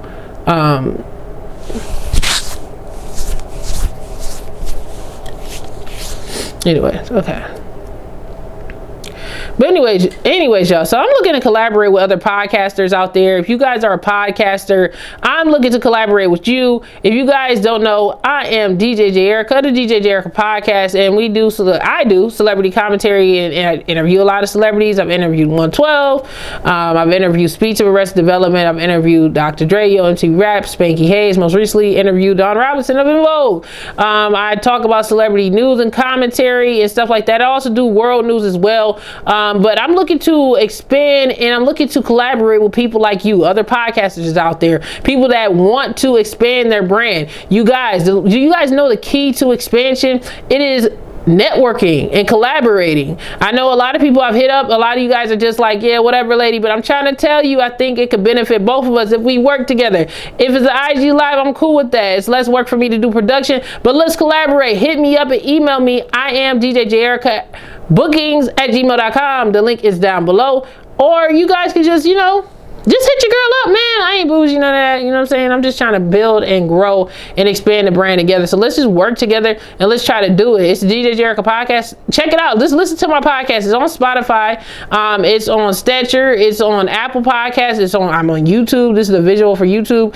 I'm on a lot of things. So, I think that if you guys are willing to collaborate with me, we're gonna have a good ass time, man. So just hit me up. Let's expand our brands, man. You know what I mean? It's hard out here. But yeah, and like I said, it's hard out here, man. Like, people don't want to, collaborate, nothing. But that's the key to like really growing a brand, for real. I'm gonna collaborate with other podcasts. But yeah, that's pretty much what it is, man. How much tape I got left? This joint about to blow. 2 minutes on the tape. It says 2 minutes. Oh man, 2 minutes. 2 minutes on this tape, man. Man, can I hit 2 hours on this podcast? We are at 1 hour 52 minutes. That means I have 8 minutes to fill in to really finish off this podcast, and I think I only got 2 minutes on my tape. So I'm gonna go back and try to finish off this 2 hour podcast show, man. All right, y'all. So we hit roughly almost 2 hours. So I'm satisfied with that. I'm going to wrap it up today. I appreciate you guys for joining me on a new episode of DJ Jayerica podcast. I'm going to catch y'all on the next one. Make sure you guys follow me on all social medias at DJ Jayerica podcast, at DJ Jayerica, Spotify, Apple Podcasts, YouTube listeners. I appreciate y'all. It takes a lot of time to produce this, and I appreciate y'all for tuning in. Make sure you guys check out my previous interviews with Don Robinson from En Vogue, Dr. Dre from Yo MTV Raps, and so many other people I've interviewed. Also, check out my other commentary with me doing my most recent interviews. Of course, episode 47 was definitely lit. I called that, oh, baby. So, yeah, check that out. That was a good episode. Man, it got so much stuff coming out, man. I'm going to catch y'all on the next one. Make sure y'all take care of yourselves, man. And people out there is right now, remember, we're still in a pandemic, man. I know that a lot of y'all is tired of being in the house, but we just got to really think about each other and think about the people that we love and just try to, I don't know. Just be safe, man. Just be safe out here. If y'all gonna be out there doing whatever y'all doing, just be safe doing it, man. But your girl is out. I'm gonna see y'all. I'm so tired, but I made it to about this is about to be 1 hour and about 50 something minutes. So this is about a 2 hour podcast. So yeah, I'm out here getting it. Yo, the next episode is gonna be about 2.5 hours. I be challenging myself, you know what I'm saying? I be sitting challenging myself like, yo, can you like outbeat what you did last time? Is it possible? You know what I'm saying? I know it's hard. It's hard for people to do this stuff. Like to sit here and talk to yourself for 2 hours. You gotta be personally insane. I don't know. I'm not insane. I'm pretty normal, but I'm just saying. All right, y'all. I'm gonna catch y'all on the next one. And I love you all. Much love. Peace.